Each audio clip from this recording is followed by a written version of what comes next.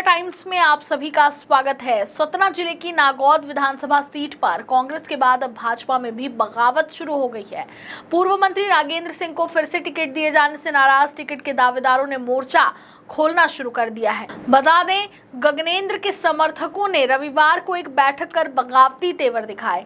गगनेंद्र ने अल्टीमेटम दिया कि इस निर्णय का खामियाजा भाजपा को 3 सीटों पर भुगतना होगा। उधर ऋषभ सिंह के घर पर भी समर्थकों का जमावड़ा लगा रहा। नागौद सीट से चुनाव लड़ने से पहले खुद ही इनकार करते हुए पूर्व मंत्री और बुजुर्ग विधायक नागेंद्र सिंह को एक बार फिर भाजपा प्रत्याशी बनाए जाने पर भाजपा में भूचाल आ गया है। पार्टी के इस फैसले से टिकट के लिए दावेदारी करते रहे नेताओं का गुस्सा भड़क उठा है। पूर्व जिला पंचायत अध्यक्ष गगनेंद्र प्रताप सिंह के समर्थकों ने पार्टी कार्यालय का घेराव करने के बाद रविवार को एक बैठक कर भाजपा के खिलाफत की आवाज बुलंद कर दी।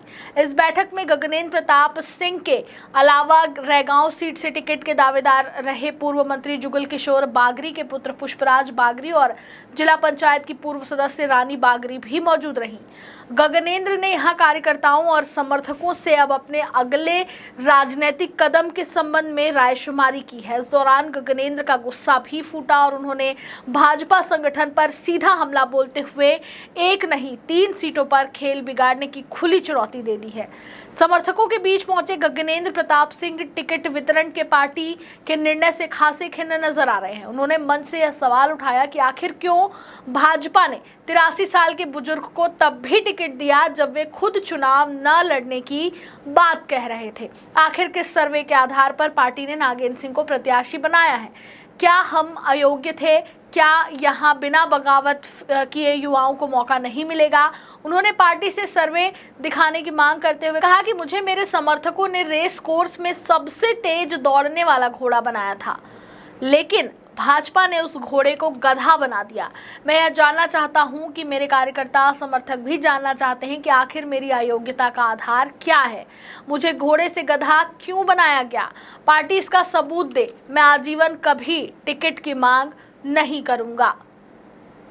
इधर उन्होंने भाजपा को 3 दिन का अल्टीमेटम देते हुए कहा कि अगर भाजपा अपने सबूत से संतुष्ट न कर पाई तो इस चुनाव में भाजपा को सिर्फ एक नागौद सीट ही नहीं 3 सीटों पर नुकसान उठाना पड़ेगा। हम 3 सीटें भाजपा से छीनेंगे।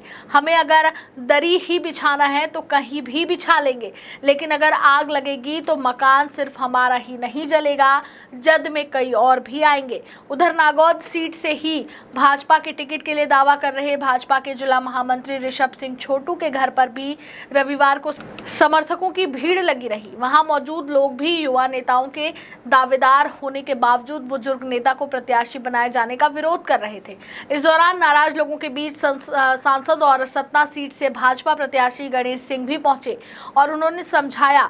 नागौद के अलावा रैगांव रिजर्व सीट पर भी भाजपा के टिकट को लेकर असंतोष गहराया है। पूर्व जिला पंचायत उपाध्यक्ष पुष्पराज बागरी भी गगनेंद्र के साथ बैठक में पहुंचे थे। वरिष्ठ नेत्री रानी बागरी भी वहां पहुंची। दरअसल नागौद और रैगांव विधानसभा सीट की भौगोलिक स्थिति कुछ ऐसी है कि एक सीट का असर दूसरी सीट पर भी पड़ता है। माना जा रहा है कि पुष्पराज भी रैगांव में कोई बड़ा फैसला ले सकते हैं। नागौद में कांग्रेस में पहले ही बगावत हो चुकी है। डॉक्टर रश्मि पटेल को कांग्रेस प्रत्याशी बनाए जाने से नाराज होकर पूर्व विधायक यादवेंद्र सिंह बसपा ज्वाइन कर चुके हैं। वे बसपा से उम्मीदवार भी हैं। यादवेंद्र के अलावा नागौद में कांग्रेस संगठन के तमाम पदाधिकारी कार्यकर्ता भी बसपा का दामन थाम लिया है। अब चिंगारी भाजपा में भी भड़क रही है। देखना जरूर होगा कि इस भड़की हुई चिंगारी का कितना असर इन 3 सीटों पर पड़ता है। बहुत बहुत धन्यवाद।